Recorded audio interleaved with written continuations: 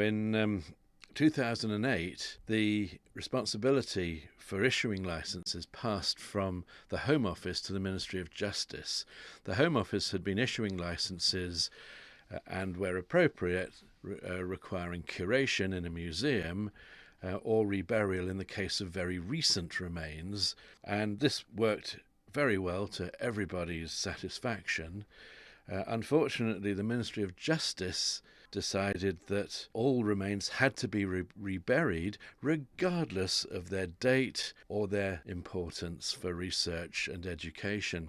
What we know from public attitudes is that the vast majority of the British public want to see human remains of archaeological significance retained in museums and where future research can be done so that we can collectively learn more about our past.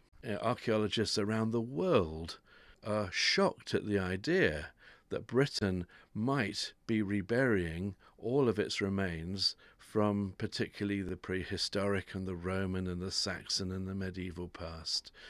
I was pleased to see that so many of my colleagues in universities were very strongly behind this move to change this ruling by the Ministry of Justice.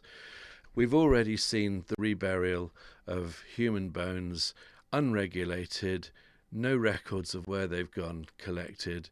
So we're still trying to assess what we've actually lost in the last 2 years. There have only been 20 requests for renewal of licenses over the 2 years, and yet we believe some 400 licenses have been issued.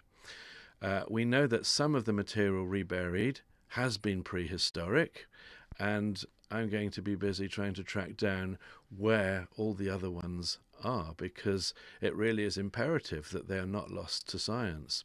I was very disappointed to see that such a decision was made. What's important is to make sure that we come up collectively with a scheme which is going to be in the interests of archaeology. Did Ken Clarke ever get in contact and apologise? What do you think?